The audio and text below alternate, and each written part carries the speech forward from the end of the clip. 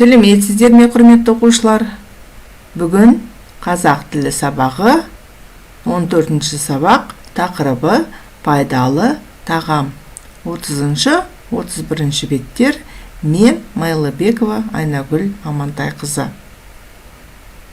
Здравствуйте, ребята! Сегодня урок казахского языка, 2 класс, 14 урок. Тема урока «Полезные продукты». Страницы с 30 по 31. Ақпанның 8-і тақырыбы пайдалы тағам. Мақсаты тамақтану ережесін құрастыруды, мәтін бойынша өз ойын айтуды үйренесің. 8 февраля. Тема «Полезные продукты». Цель урока – как правильно питаться, и цель урока – говорить свои мнения свободно. Сөздік жұмысы, словарная работа. Тамақтану, принимать пищи, бал, мед, жаңғақ, орех, есте сақтау, запоминать. Еще раз повторяем. Тамақтану, принимать пищи, бал, мед, жаңғақ, орех, есте сақтау, запоминать. Тапсырмалар мен жұмыс.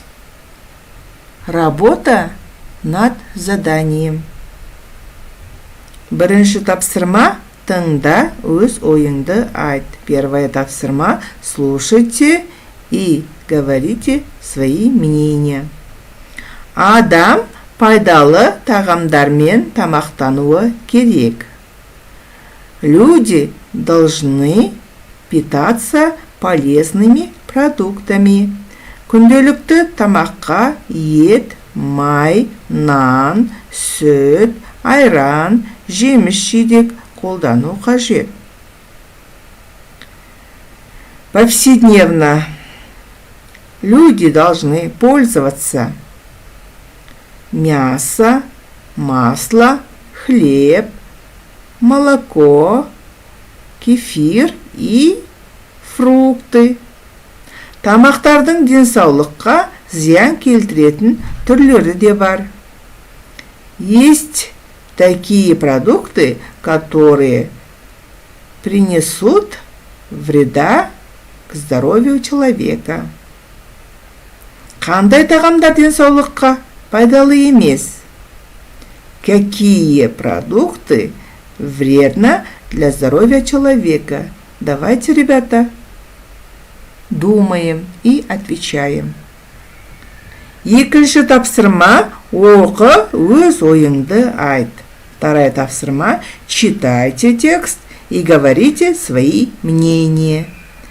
Менің атым Ринат. Меня зовут Ринат. Менің үнемі ішім ауырады. У меня часто болит живот. Анам мұның себебі дұрыс тамақтанбаудан дейді. Мама говорит, это болезнь из-за того, что неправильного питания. Маған сендердің көмектерің қажет. Мне нужна ваша помощь. Ринатқа қалай көмектесуге болады? Как можно помочь Ринату? Давайте, ребята, думаем.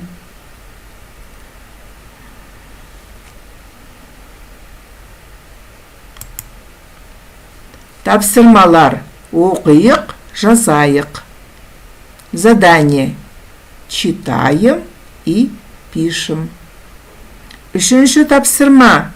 Оқы, сұраққа жауап бер. Третье тапсырма. Читай, ответь на вопросы. Жаңғақтың пайдасы. Польза ореха. Адам ағзасына жаңғақтың барлық түрі пайдалы. К организму человека очень полезно орех. Жаңғақтың ең кең тараған түрі грек жаңғағы. Самый распространенный вид ореха – это грецкий орех. Оның құрамында май және ақуыз көп болады. В составе этого ореха много белка и масла. Жаңғақ есте сақтау қабілетін жақсартады. Орех улучшает память человека. Жаңғақты балмен жеген дұрыс.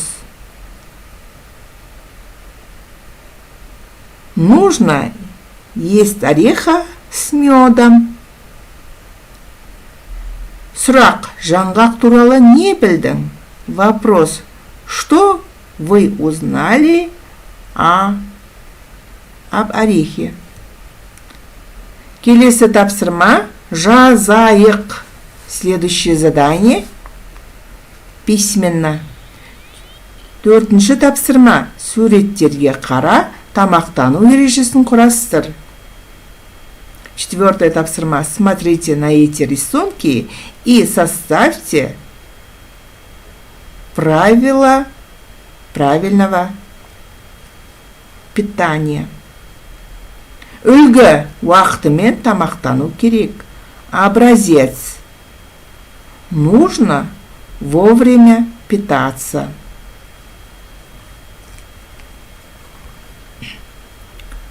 Таңғы сағат 7-де таңғы ас ішу керек.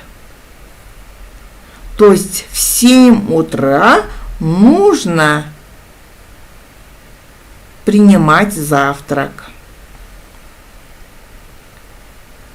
Түскі сағат 1-ден 10 кеткенде түскі ас ішу керек.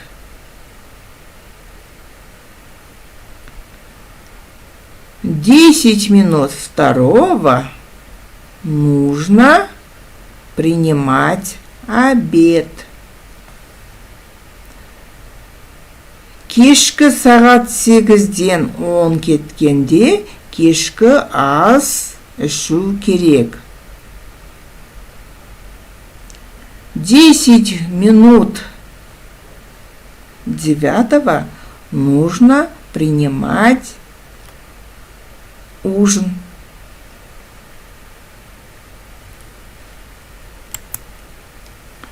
Осымен, құрметті оқушылар, сабағымыз аяқталды. Назарларыңызға рахмет, сау болыңыздар. Ребята, у нас сегодняшний урок подошел к концу. Спасибо за внимание. До свидания.